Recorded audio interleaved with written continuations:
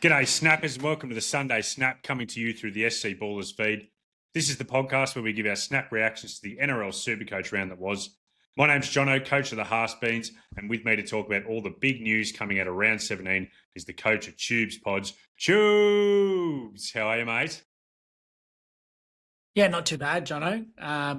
Missed this afternoon's games. I was out on the golf course, and it was probably a good mental decision, given I didn't own Jerome Hughes or Scott Drinkwater. Or Ellie Katoa. Or Ellie Katoa. So I think I was saying to you pre-pod in the green room, as it's been referred to. All my anti-pods went well this weekend. So SuperCoach wise, I haven't done too well, but as we'll talk about soon, I'm all about the run home challenge. So yeah, not too worried about my overall anymore. You could argue maybe you haven't been for 17 rounds. Was it round 2 that you did Jaden Campbell as your captain in like a huge pod play? I took the loop off Ponga yes. at BC 128 and went on Jaden Campbell for a 40 against the Bulldogs. Yeah, I think that could be where you would make the argument that the SuperCoach year finished and the year of content began. But Chiefs, you've ended up with an 11.94 so far pre the last couple of games updating. I'm sitting on a 13.14, which feels, I'd say, slightly above par, not by a massive amount, I would say. I'd say par, yeah. I feel like 1,300 is about it. A little bit disappointed because I put a lot of thought, as you know, into captaining Drinky and ended up going with Payne Haas, who had a real stinker. So, yeah, his worst score of the year, not the time you want to have the C on him, but anyway, that's SuperCoach. And you've spoken about in the past how important it is to get those captaincy decisions right, and I'm regretting that one a little bit, but that's all right. Yeah, that hurts. That's 90 points. That's probably 300 spots up around where you are as well, potentially. But you move forward. Onward and upward. Cheers. Watch along on Thursday night. You guys got on there, you, Matt and Dicko. How'd you find it? Second watch along. Yeah, it was good. I think we're sort of just warming into them, like, you know, finding out what feels good to talk about. No disaster avoided. So no, we didn't take anyone out for the season or for a few weeks. So that was good. And yeah, I think we're doing another one. You're doing one this week, aren't you, with Matt on Friday night, potentially? Or am I making that up? Oh, look, I think I've said to Matt I'm free and available, so we'll see if I'm needed. But I do feel better going into it now that the watch-along curse has been broken. Makes me feel less nervous about starting one up next time. So now looking forward to it. But the big news that you guys... Go on, sorry. Big game. No. I might have to come on Friday. Who is it? We get to them. Bulldogs Broncos, but I think I'll have about 10 players in that game, just about. Aren't they doing Thursday nights except for the one after Origin? Isn't Thursday nights they're going to try and set it in? This game. Well, this is no Thursday this week. Oh, perfect. Oh, because of the shortened round. Yeah. Yeah, nice. Well, Tubes, the big announcement that came on that watch along was that there is a new challenge starting, which is going to absolutely change up the way that people are going to play SuperCoach. It is the Run Home Challenge. So if your SuperCoach season has fallen apart, don't give up, because you can join the Run Home Challenge starting round 20. There is going to be $7,000 in cash prizes, including $3,000 for the winner, and that's going to pay all the way down to 10th. So it is absolutely huge. You will need to sign up through ballr.live. That's ballr.live. So you do need to sign up for your second chance at becoming a baller and winning this Run Home Challenge.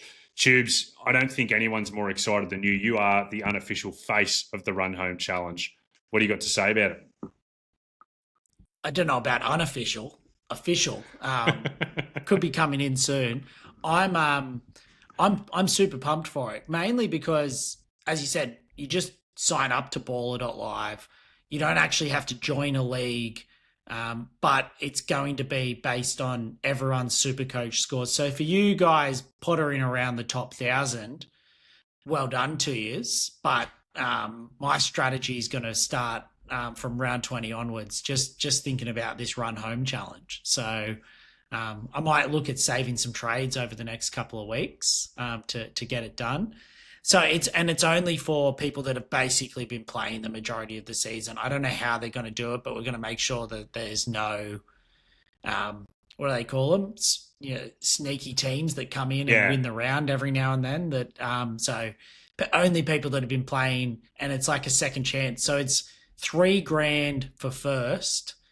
So if you're the highest ballr from round 20 to round 27, and you've signed up, you're going to win $3,000, and then they're going to be paying all the way down to 10th for another $4,000 to pay out. So good money for those that are looking to come second or beyond. Once I've snapped up that $3,000, that's still $500 huge for anyone who finishes closely behind you. Tax free too. Although this might count as as an income for me. I'm that good at SuperCoach, but I think it's tax free.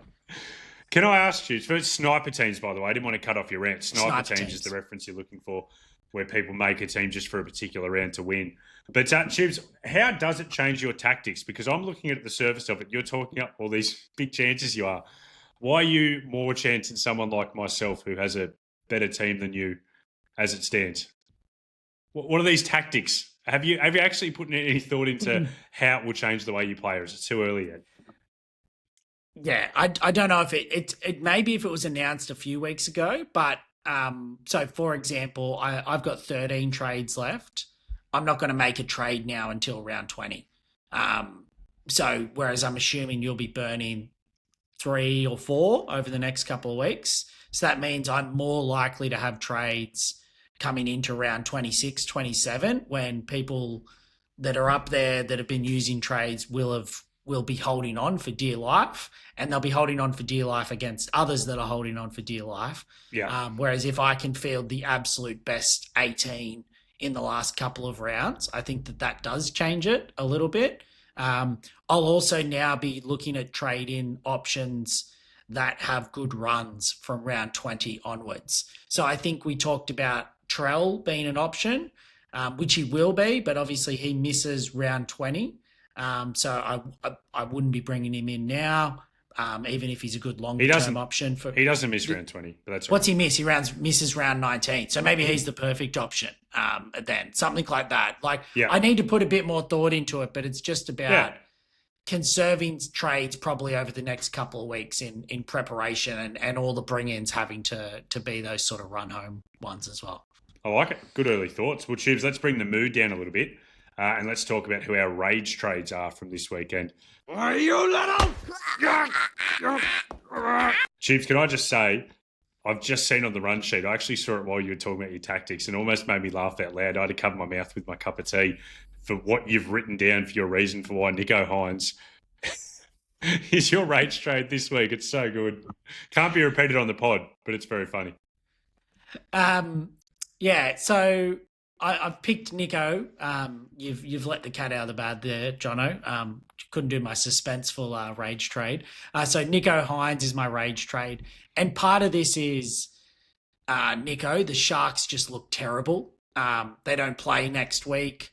I think Nicho's had such a good floor, and he still did. I mean, he got 61 this week. But his upside always comes when the Sharks have been able to belt teams and really put points on teams, and he gets try assists and kicks goals. But they look no good, and so I just think that he is not the best in the top 2 halves. And as he doesn't play next week, and coming off Jerome Hughes getting 114, I think I've just got a bit of FOMO, and I'd be rage trading Nicho to Jerome Hughes next week if I was a bit up there and wasn't completely thinking about the run home challenge. Well, that might be relevant for the run home challenge, Tubes, because the Storm do not have a bye the entire run home, so it could still be a relevant trade for you. And for anyone, it feels like a luxury trade to go Nicho to Hughes. Probably the bigger rage trade, and maybe it's over multiple weeks, is if I owned Nicho and Hughes, I'm certainly trading Nicho to Cleary when it's time to bring Cleary back in, for sure, at the moment. Yeah, I like it. Tubes, my rage trade is actually one who I'm not going to personally trade just for my squad balance, but I think it's very relevant. Joe Tarpany, who had 62 on the weekend in 53 minutes. One good sign was that the offload was back. He hadn't had many. He had 3 early offloads in the game, did put it away for his second stint. He's going to be priced just over 600K now. And I could certainly see a case for people who have someone they want to move to, who have the right jewels to trade out Joe Tarpany.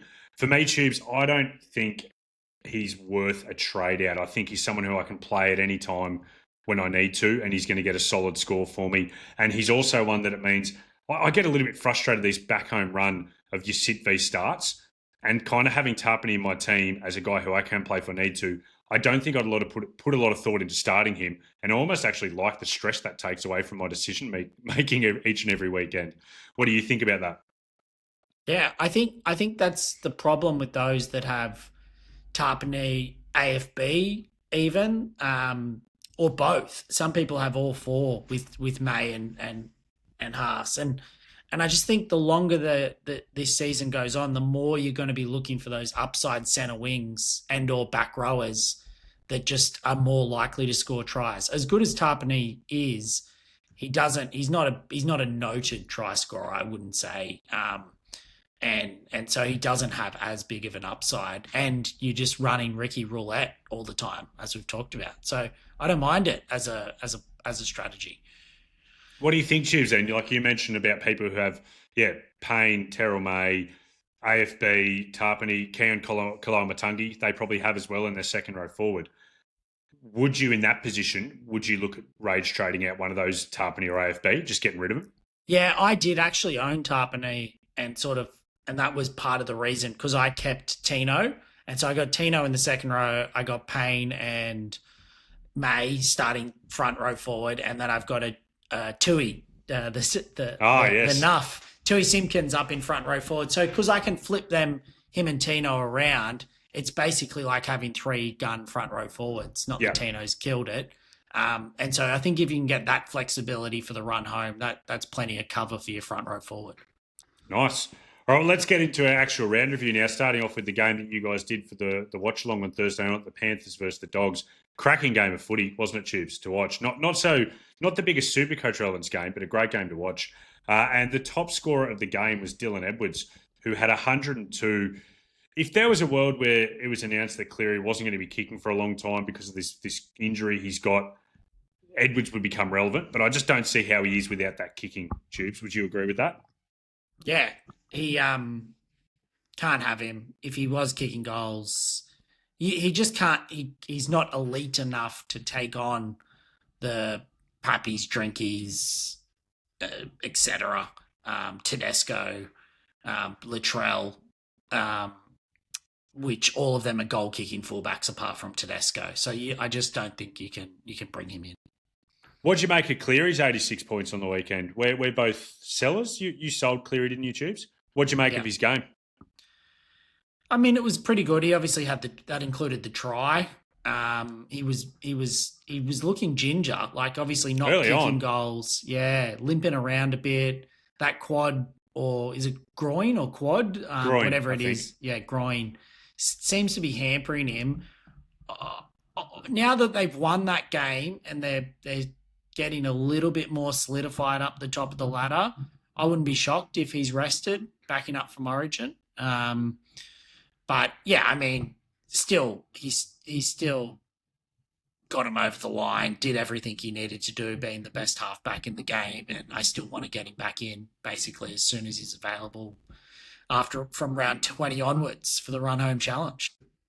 From the dog side of things, Tubes, Preston was the big kind of breakout player for him. He had 90 points with a try and a line break. It's funny because one of the more kind of discussed trade-ins of the week was Billy Kickow, who I actually jumped on board. You're already an owner of. Preston kind of just outdid him. Yeah, but that was with a try and a line break, as you say.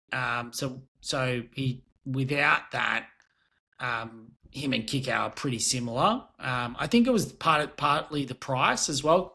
Kickow was 620K and Preston was 690K with a high break even. He's still a very, very good option for that run home, and I think he'll be highly sought after this week as a bye round play, and then keep a gun for the run home as well. Yeah, I think even if the price was reversed, I still would have preferred kick out. Just that left edge versus right edge thing does matter to me. I know it didn't in this particular game, but early on, the Dogs certainly tried to get that left edge going. It just didn't quite happen for him in this one. Isaac Tungo actually really stepped up defensively against Billy Kickout and was shutting him down well. I think if Galvin gets named at halfback or 5'8" to start, then Preston's value will go through the roof as well, because they'll become a bit more dominant on that right side. Good call. They have been. Connor Tracy, who was one of yours earlier in the year, Tubes, he had 91 this weekend. He's actually, other than those 2 stinkers he threw up, he's actually been back to being really solid since then. He had a try contribution, 3 line assists, but the rest of it was in pure base plus power. I thought it was one of his, if not his best NRL games ever in a losing dog side. I thought he was tremendous. He's 505k. He's still got that duel. Should he be firmly on people's radars? I think so, if you needed that sort of downgrade to a 6th or 7th front row for a centre wing. But I think so many went down to Karapani this week that they probably just don't need that role filled. You're sort of looking for all guns now.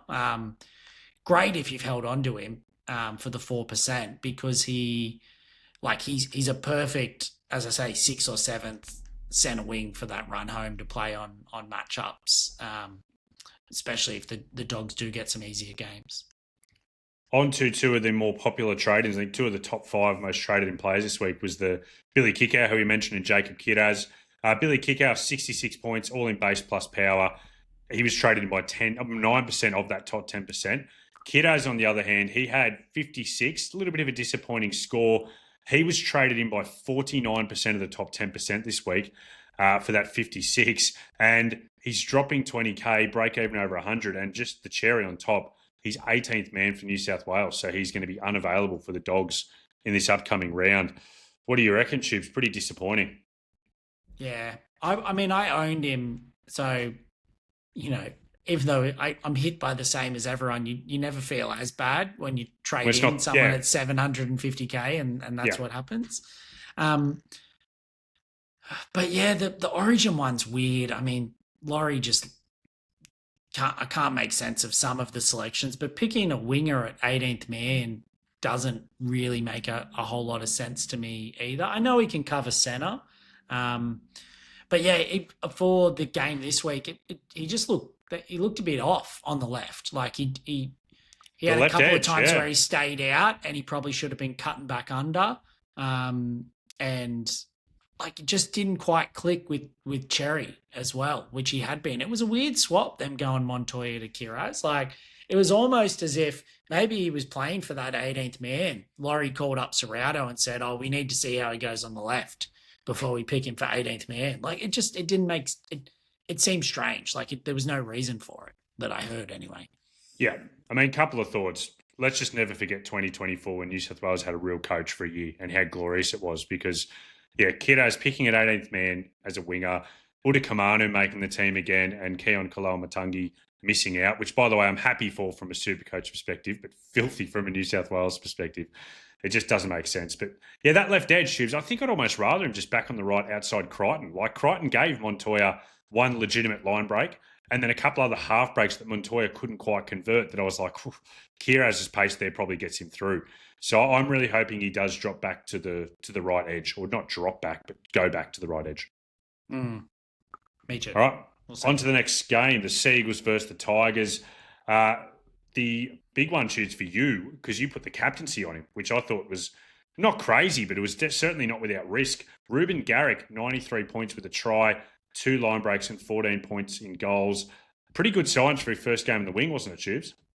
Yeah, and I mean, the try he did score was on the left wing. I did like that for him, particularly with how well Lehigh has looked at fullback this year with that left edge sweeping play. So I'd say it was a little bit disappointing in a way. I know 93 is good, but I felt like Manly really could have put it to the Tigers. They looked terrible, and like their spine really had an off game. Like they were obviously down on troops. And chopping and changing the spine mid-game. Very you don't see clunky very often. game, very clunky first half, but luckily they came out and killed in the second half. And yeah, Garrick 93 was nice. I thought Manly were terrible. Like, I know they won this game 28-10. I thought they were absolutely pitiful. Like, Tigers just kept giving them drop ball, kept giving them penalties to get them up the field. And even then, the Seagulls for a long time struggled to convert it. So I wouldn't feel good. I'm glad that I only owned one Manly player, put it that way, because from what I saw on the weekend, I wasn't liking it.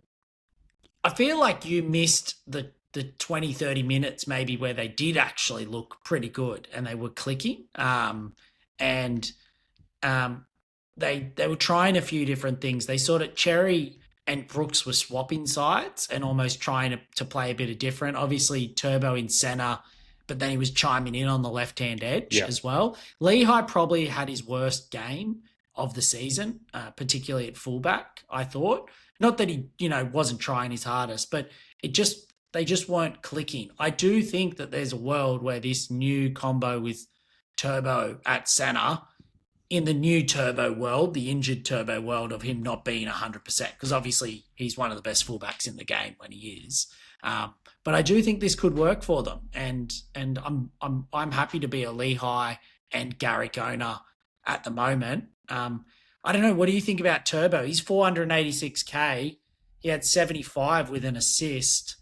If he's going to be chiming in on the left-hand edge, playing in the centres, like, I don't know, he could become an option again. Oh, it's too late. He can't get dual now, can he? It's too late for the season.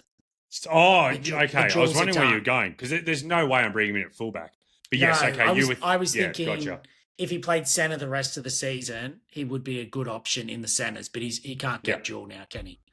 Yeah, no, I'm completely uninterested in Turbo. Centre, maybe, but even then I'd probably be uninterested because my team's pretty set at that spot. But I would like him as a pod if he was available at centre wing. No interest at all in fullback. You mentioned Tubes Desier. He was all right, 76 with 2 assists. I think you're an owner. Are you just going to be happy to move him on now? He's made a little bit of money, maybe. Yeah, I mean, he was the guy I was taking on Hughes with. So he plays 18, so he's a number for next week. Okay. And then so he should now get up to 550-ish K, and then it'll be him to Cleary when Cleary's next available, basically. Nice. And Tubes, you mentioned, I agree, that Lehigh probably had one of his worst NRL games in his career so far. Still 59 points, like, even with all that being said. So that's promising signs. Still got through base as well. Like, I know he had the try assist, but he still was getting through. He was getting through the work, from the back. Let's talk about from the Tigers side of things. That Terrell May just did his usual 76 in base plus power. Api Coruscant, a little bit interesting. He had 40 in 66 minutes with his HIA. He's now not going to be available next week. He's going to be back down under 550k now.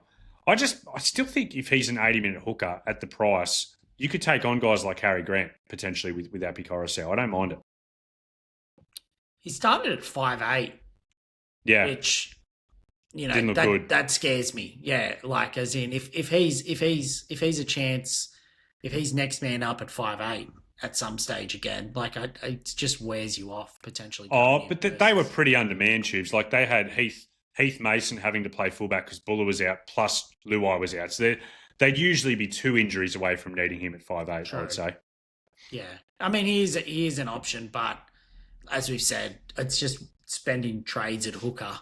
I suppose if you're anti-potting Harry Grant, that's probably one to look at.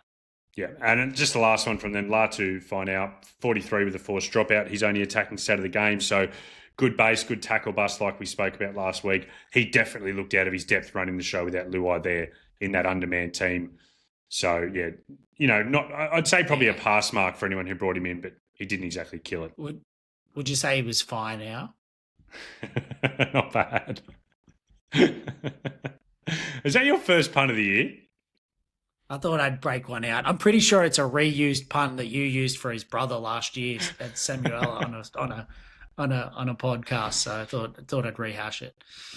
On to the Knights versus the Raiders, and KO Weeks, 109 points with a try. He had 24 points in tackle busts and 4 line breaks just to cap it off. It's his 300 of the year now. He's just so inconsistent, Weeks. I didn't know that. I saw he got 109.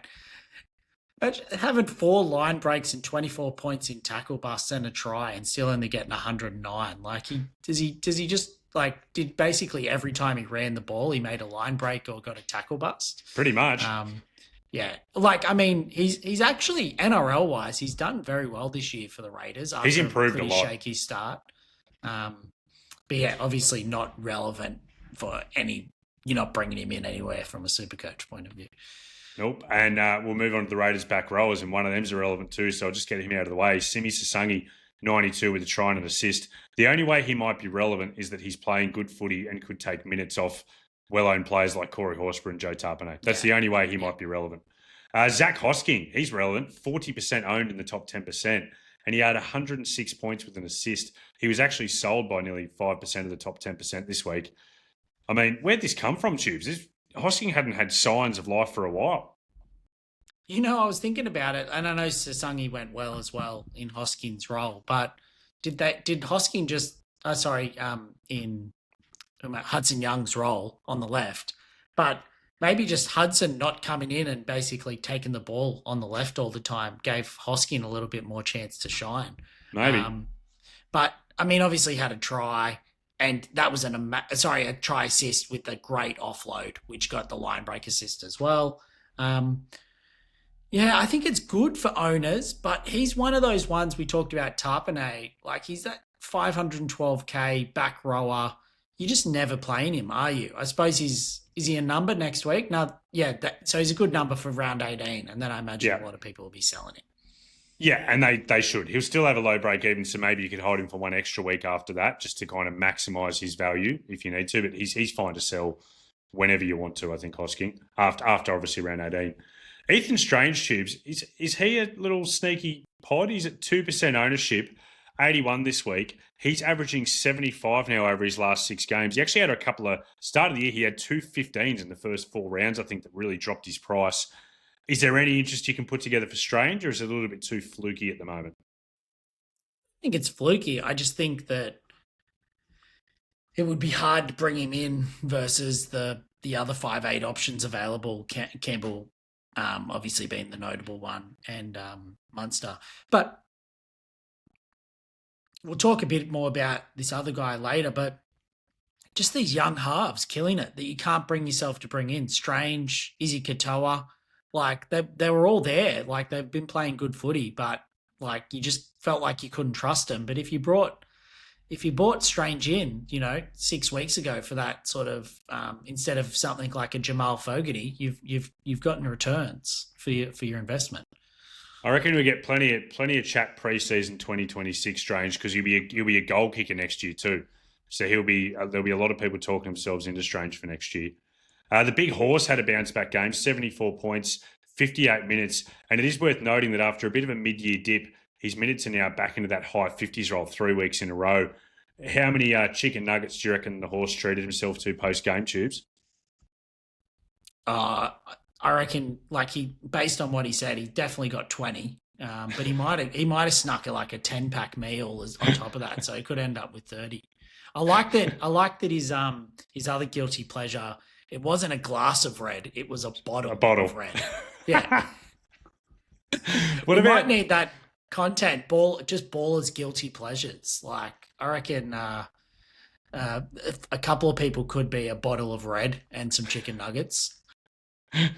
Is that all the same person, or split across a couple of different ones? It's all the same. What about those Tubes? The funny thing about horse, and only Canberrans will understand this reference to its best ability, but they have a thing called the Macca's power play.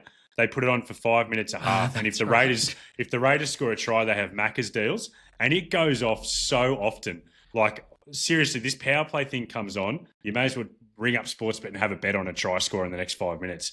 But it just makes me think, is the horse pushing hard because he gets a little deal out of it?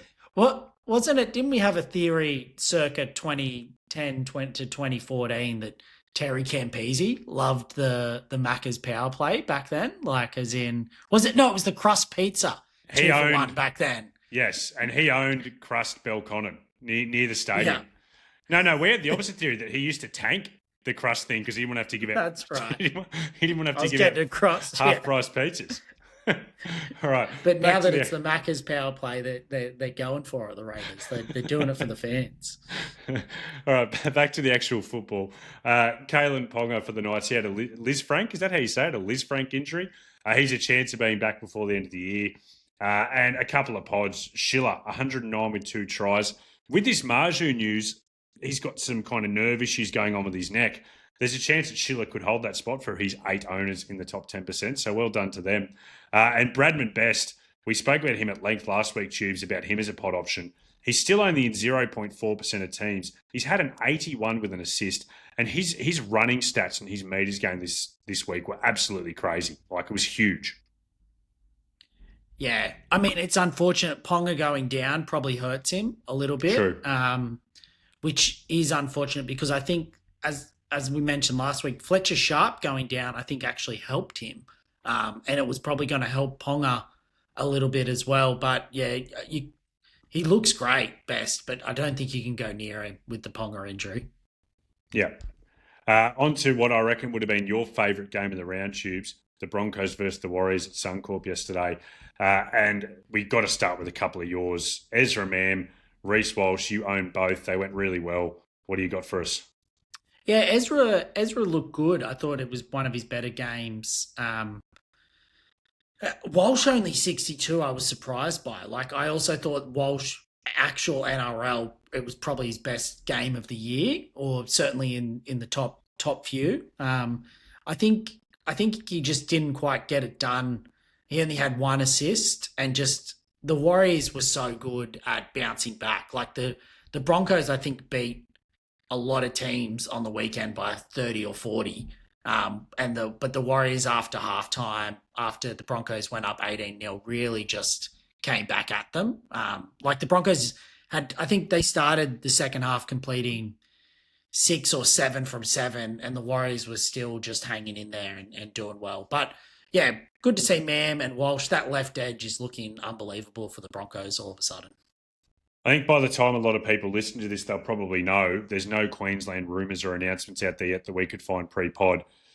It does kind of suck, Tubes, for you. Somebody brought in Walsh for a pod. Like, I think Queensland have to pick Walsh for this next game. I know there's a little bit of a hammer movement, people saying the hammer should go back there, but big decider, I reckon Reece Walsh would love it.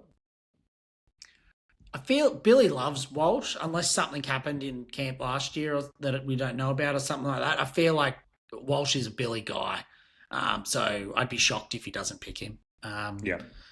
But yeah, I talked about the left edge, and what was it? 69% of the top 10% bought in Karapani at 290K this week. And my boy Ezra Mam set him up for a beautiful try with a double cutout pass early on.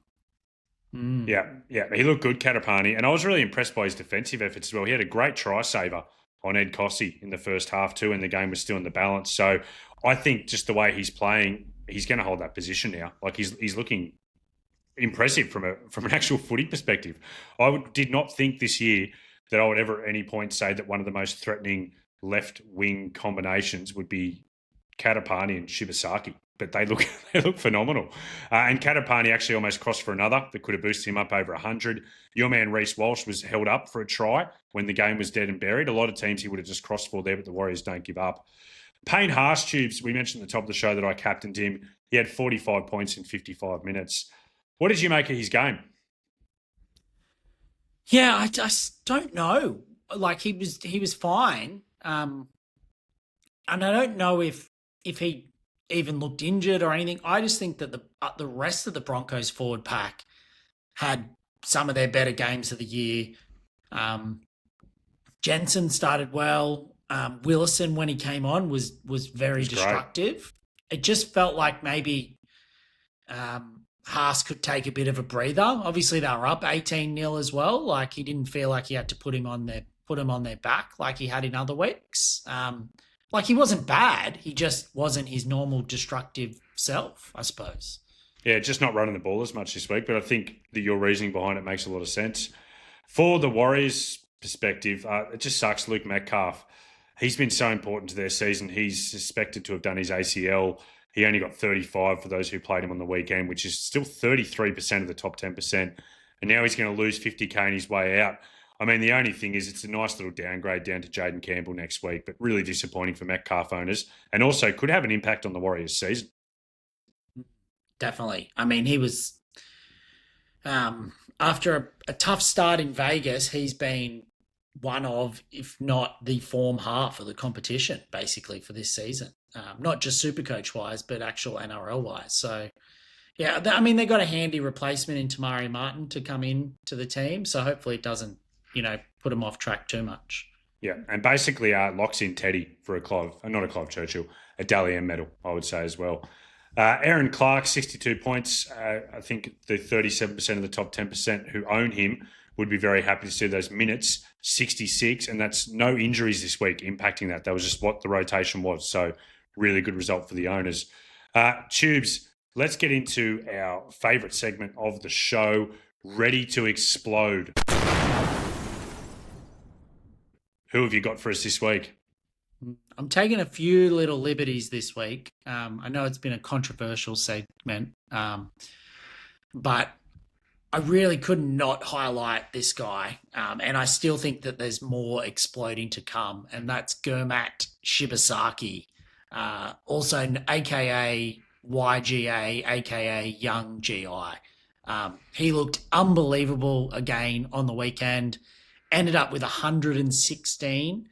And the reason I think there's still more to come, he was held up once that could have easily been a try with a line break, and then also dropped the ball, unfortunately, off a kick over the line for a bit of a clumsy mistake. So could have easily had 4.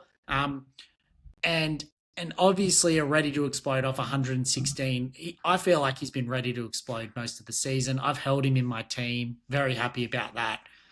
But a couple of points that I thought I'd point out for the listeners, that if there is anyone considering bringing him back in for round 18 and then the run home, we talked about that left edge. Since Mam has been back for the Broncos, Shibasaki has gone 96, 61, 81, 74, 116 for an average of 85.6, which is elite for a centre wing. And then since Walsh and Mam have been back, so in the side, that going down that left edge, Shibasaki has averaged 91 at left centre. And I just think that, like, the proof's in the pudding. He's looked good all year. Broncos starting to find their form again and starting to look very dangerous on that left-hand side. I think he's going to carry me through into the run home challenge. I love it, Tubes. I think he's a great one to have for the run home challenge. Like, it's just so good. And those numbers you quoted are absolutely outrageous. I'll tell you what, I was ready to explain it this week. I haven't put this theory to you yet, Tubes. Do you feel like Matt was trying to position himself as the Shibasaki guy this week? Do you notice this? He put him up as his pod of the week and then kept bringing it up that it was his pod of the week. Yeah. Like, you literally own the bloke. And he even put in at one point in one of our group chats, I should have brought in Shibasaki just for content. It's like the content king's already got him, mate. There's no worries about that.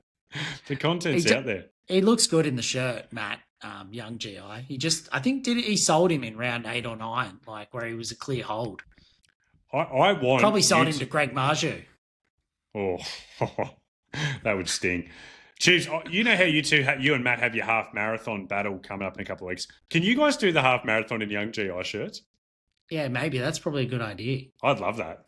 All right, my ready to explode player almost feels like a bit of a downer after the highs of Shibasaki, Young GI. My one is one I think it's a little bit of a sensible one. It's Yo, or as you call him, Tubes, Yeo. He is going to drop down to about 550K this week. We're talking about a guy who averaged 74 points a game last year, 69 points a game in 2023. At that price, he's 65 in base plus power on the weekend. The Panthers are pushing to firm a top 8 spot. I really like how they look at the moment. They're looking like they're going to be back to their best soon if they're not already. I think he'd be a really sensible option for the run home. And choose for someone like you, I know you're trying to say you want these high upside guys for this run home challenge. I'm putting out there that someone like a Yo would actually be really good because he levels out those kind of high upside, high risk guys by just every week. I think he's just going to get you. I think he'll average 70 plus for the run home. he just does that every week. You know, those points are in the bank. You get him at a great price. What do you make of Yo? Yeah, I think the price is right, as you've alluded to. I think there'll be two options though after Origin with Yo and Angus Crichton around about that same price range, and I think Crichton will be the more popular one, and probably the one I'd lean a little bit more towards. Yeah, he's too meat and potatoes for me, Yo, but I think you're right with all your reasoning, and he's been a top 5 second row forward for the past 4 or 5 years or something ridiculous. Yeah, you're right. And even as you said that, Tubes, I was like, yeah, I'd probably get Crichton. But Yo probably out-averages him for the run home because he's just so consistent. I don't reckon I've owned Yo. I don't since that year that he came onto the scene with Penrith. It must have been 2020, the year they kind of exploded and he started playing lock for them and he was available in centre wing. Do you remember that? Everyone just had him as a centre wing keeper for the year. I haven't owned him since then, and I probably should have because he's just so good. All right, on to the second half of the reviews now. The Dragons versus the Eels. We'll race through a couple of these guys. But Val Holmes is one I actually wouldn't mind speaking about properly, Tubes. He had 117 with 2 tries. He's only in 9% of teams in that top 10%. He's kind of a little bit forgotten about this year. I think a lot of people didn't jump on him because he was expensive at the Dragons. Now he's had Origin. He's going to be down around 680K. Do you think he's a serious option at lower ownership than a lot of these other guys? Like, could you take on a Lomax with someone like Val? I don't think you could take on Lomax. You could certainly take on some. I'd probably rank Lomax as the second best centre wing option behind Herbie for the run home. I'd probably have Carraz. I mean, you could probably Val could easily be in your top 4 or 5. That's for sure. You could take on a Garrick with a Val or something like that. I don't think he's one for me. I mean, they won't play the Eels every week. They're just not a good team, the Dragons. Like that was a big game for them at home, WIN Stadium, against the Eels on a Saturday afternoon, and they put on 34 points.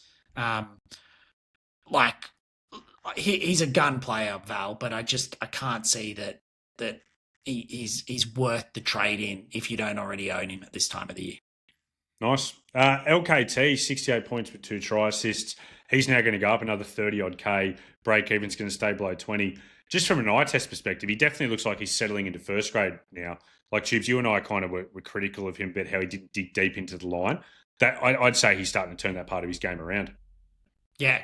I think it's taken him a few weeks to settle into first grade, but he looks very good now. Yeah, it seems like a decent option. Do the Dragons play next week? They do. So you feel they play the Raiders next week.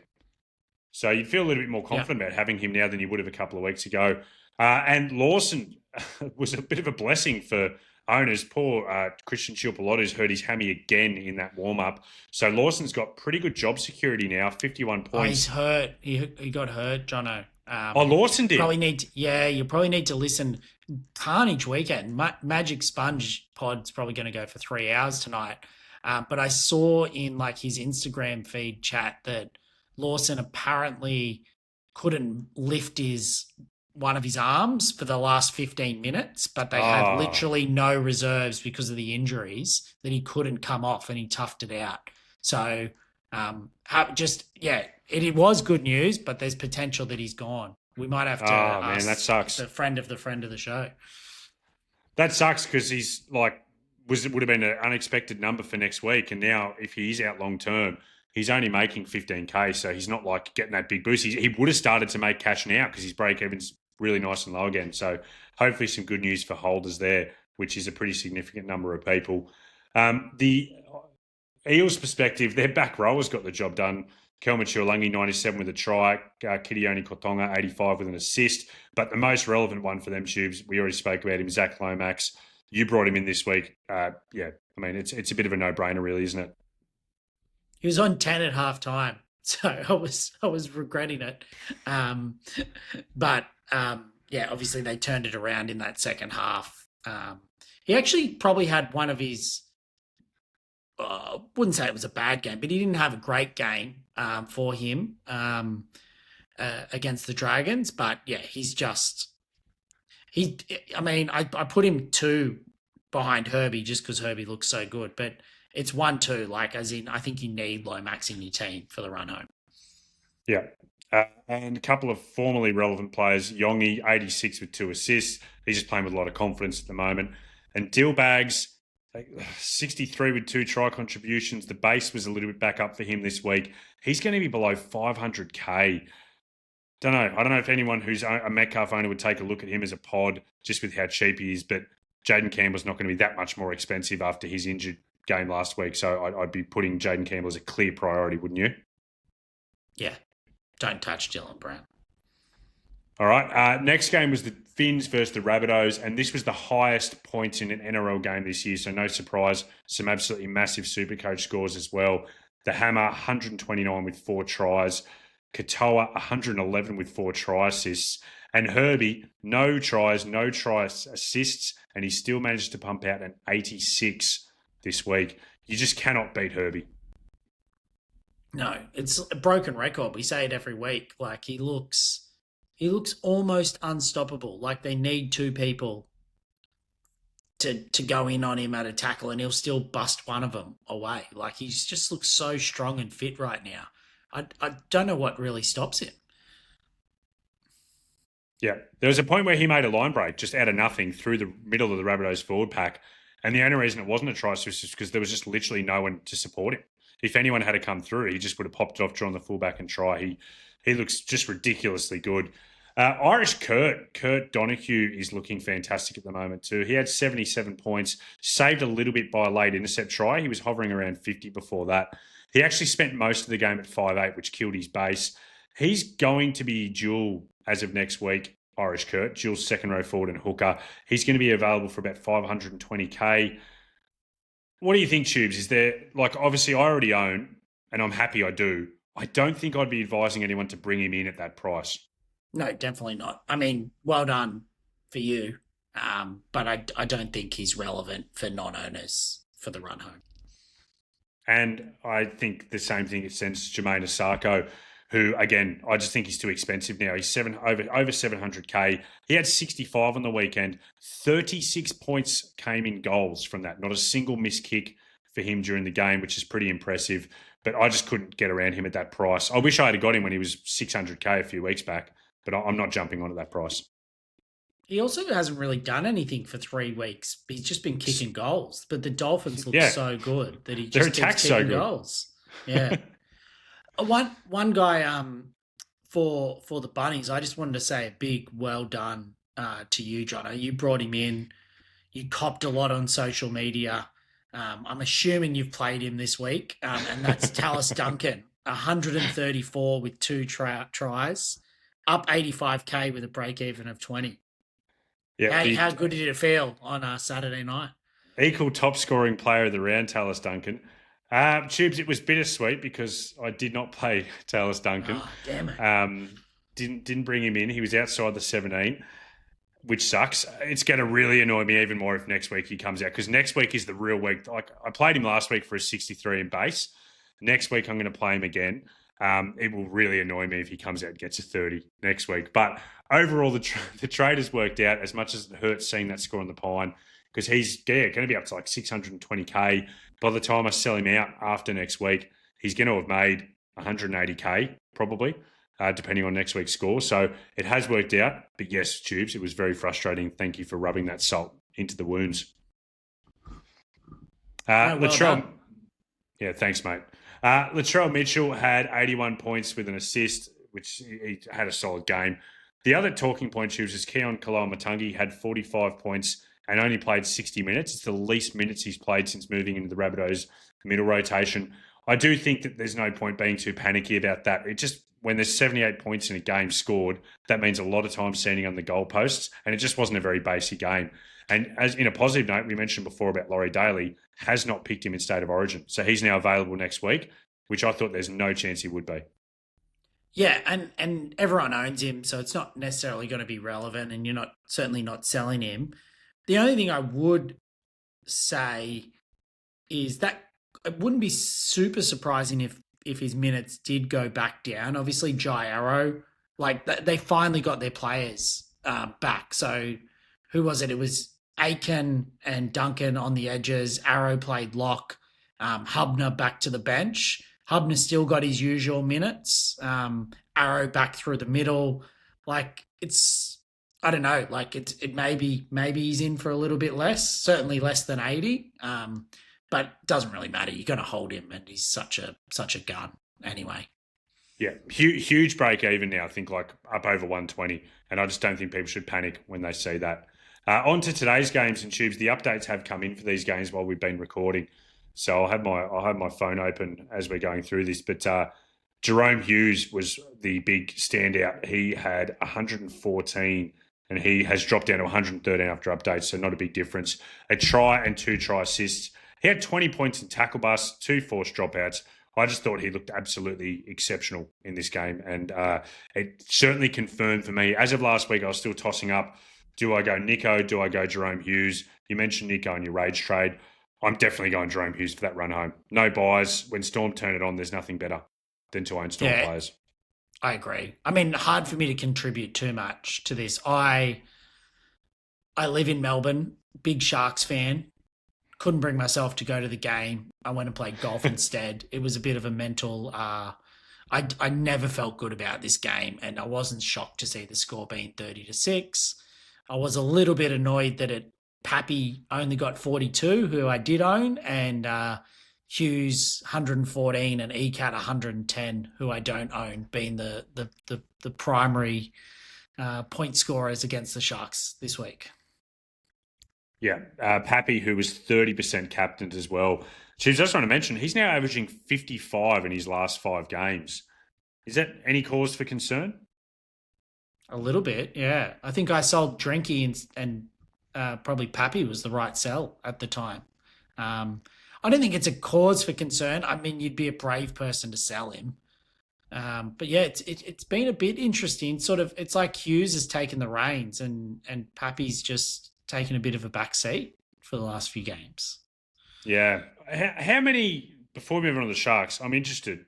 I own 4 Storm players at the moment, Tubes, and I'm going to bring in Harry Grant and make it 5. Do you reckon that's too many? It's just kind of, as we're talking about this, that's a lot of Storm players. Yeah, that's a tough one. If you own their whole spine, that's too many, isn't it? Because you're a Munster, Pappy, and Hughes owner, and you're bringing in Grant. That might, geez, it certainly sways you to do you look at selling Munster or Hughes? Like that feels, I mean, they are still probably the best team in the comp. So if you're going to do it with anyone, maybe them. Yeah, and no buys. It's not like there's ever going to be a week where it really kills you unless they start resting players. But it's something worth considering. I'm sure there's other people in similar spots to me. It's definitely worth putting some thought into. On the Sharky side, you mentioned Nico at the top, 62 points with a try assist. Adam Fanua-Blake was the other letdown for the Sharks. He had 49 points in 59 minutes. And I haven't really liked as much what I've seen from AFB of recent times, Tubes, in terms of actual NRL player. I feel like his form is a little bit down. Yeah, it is. I can't put my finger on the pulse of what's going wrong with the Sharks at all. There's a few players in that team that I haven't liked for a while, but AFB is not one of them. But the whole team just seems a little bit off at the moment, and AFB seems to be bearing that brunt as well. So, yeah, I think in a similar way to Tarpany, like he's a hard hold for that third front row forward, but if you don't sell next week, when do you sell? Because then he's going to be sub 600K all of a sudden as well. I think it's something that owners should definitely take a look at, and I reckon he'll drop 47% of the top 10% at the moment, and that will definitely drop next week, especially there's people who might be hurting with Kiraz making Origin who need a number 2, and he'd be one of the ways that people can look to get it. On to the final game of the round, the Titans versus the Cowboys, which was another high-scoring affair that the Cowboys took home. Scotty Drinkwater, equal highest-scoring player of the round with 134, and just well done to the 33% of the top 10% who captained him. I mean, yeah. Tubes, the big thing with that is I know you sold a few weeks ago, and it looked like the right move. But now that they've gone back to this normal Clifford and Dearden halves combo, I think almost at that price, do you look to buy him back? Like, is there anything in that? His break even's going to be 31. They don't have a buy now till round 27. Would you bring back Drinky? I'll think about it. I'm not doing it this week. As I said, I'm saving trades for that run home challenge, but I do think that he is, if you don't own him for overall and you're looking at it, I think next week would be the week to buy him. Clifford back in the halves is just, obviously I think it's better for the Cowboys and their attack, but it's just so good for Drinky. Like that, like him getting his hands on the ball more, having Purdue on the left edge outside him. Yeah, it's just a points fest. It's even good. Like they have him not kicking from the side that he can't kick goals from, so he doesn't get the -2 points. He just kicks from where he's basically 100% from. Yeah, I think he was kicking like 20% from that area this year from that bad side. So it's actually like you think, he's losing some goal kicking duties. Never has it been better for a SuperCoach player to lose some of his goal kicking. Yeah, it's a great result.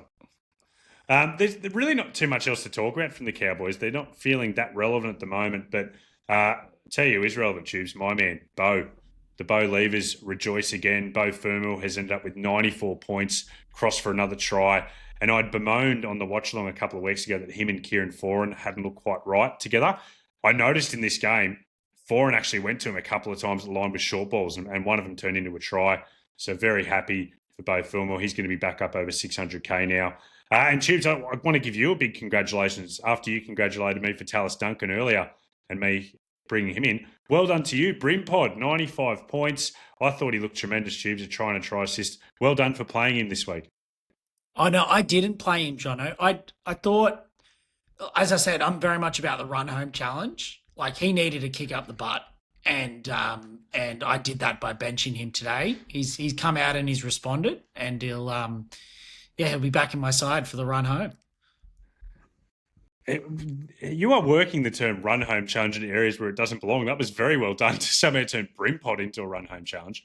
Well, speaking of the run home challenge, maybe you should look at Keanu Kinney and not Brimpod, because they said on the coverage today the Kinney's back round 21, just in time for the second week of that run home challenge. Would you, in all seriousness, that might mean the Brimpod goes back to the centres, maybe 5'8", although they might like what Kieran Foran's doing for their structure and attack. Would Keanu Kinney, geez, that'd be a fun pod for the run home. I mean, it's a wait and see. Do they bring Kinney back off the bench and sort of play things by ear? Like I think Foran has to stay in the side. I think he's been looking pretty good as that sort of steady hand. Obviously, Campbell, when he's back, Kinney, Brimson, they don't all fit.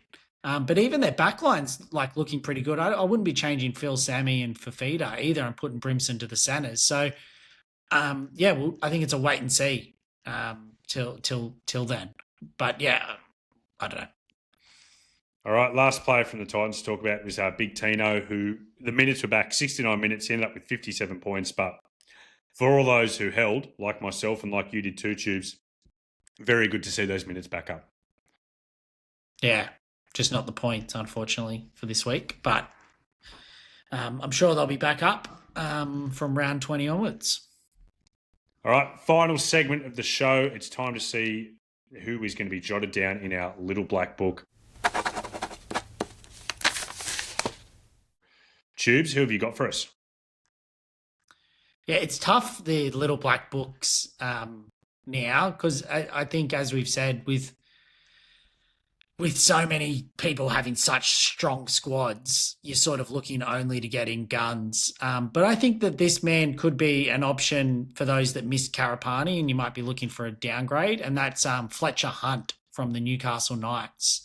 Obviously, Fletcher Sharp injured last week. Sounds like he's gone for the season. Kalen Ponga is now has the list rank, and sounds like he's close to gone for the season, but certainly a long period of time. And all of a sudden, Fletcher Hunt is going to be the starting fullback for the Newcastle Knights, available in the centre wing, quite cheap. I think that he's looked very raw as a footballer coming into first grade, but I think that he's got amazing athletic ability. Probably not dissimilar to a Fletcher Sharp, like as in terms of just looks very fast, looks raw, and could easily look at going on a run if he has and holds that fullback spot for the Knights. Yeah, I don't think a lot of people are going to do this, Cheers, but when you initially flagged this, I didn't like it, but I thought your explanation there was quite good. I didn't realise how cheap he still was, 234K, break even of minus 13. He doesn't play next week, so it'll be a round 19 move. But for those people who have Lawson, who maybe they feel like their squad's not that deep, he wouldn't be the worst guy to kind of sideways trade over, make a little bit of money, and then you actually can nuff him out properly at the back end of the year. Or if he's still playing fullback, he could just be a guy that you're happy to carry through as your 7th centre wing, who you're getting at a near enough price. So I don't mind it, Tubes. Pretty good. I mean, and I do also. I mean, we'll see, but I wouldn't be super shocked if he turned into like just if he exploded at the back end of the year. Like I said, I think there could be a good player there. My little black book is someone who's definitely a bit more of a big name. I'm looking at Murray Tuolangi, who is fit and firing back from his injury. He's actually averaging 65 for the year. That Cowboys lineup, Tuesday mentioned, is back to what it was when they were kind of really firing, and I think that's good for their whole attacking structure. They have no buys till round 27 now, so you can just put him in your team and play him. He's available at 580K, which I think is a very fair price for him. His only concern is he might be named for State of Origin this week if they decide to elect to go against Reece Walsh and instead move the hammer back there. I'd say that probably he comes into the wing spot. But if he misses out, they play 18 and 19. He's a good price. The Cowboys have plenty of points in him. I like him. Yeah. And everything we just said about Drinkwater firing down the left with Purdue, like that's only good for Murray. So I like it. I like the pod. All right. Cheers. It's very rare that we say to each other at the end of a little black book, well done for both. Normally one of us is picking holes. So we'll take that. It's all right. just Tubes, one of those weeks, I guess. Yeah, we're friendly. All right. Tubes, anything kind of coming up for Baller this week that you should let us know about? No, I think you're hosting the Tuesday pod. Still TBA who's going to be on it with you. As I said earlier, the watch-alongs are, I think we're looking at doing one on Friday. We'll see who's going to be on that. I'm already excited for it, just thinking about it being a Broncos game. So that could be coming up on Friday night. And then I think the big one we've already talked about is for those that skipped past potentially at the start of the pod, that run home challenge, 7K in prizes from round 20 onwards for the highest scores. From there, sign up ballr, ballr.live. And just there's now a sign up button there. You can sign up with Google or whatever, or you can just use your Hotmail and email, and there'll be more information coming from there. You do not need to join an extra SuperCoach league for this. Great plug, Tubes. Bring us home. You beauty.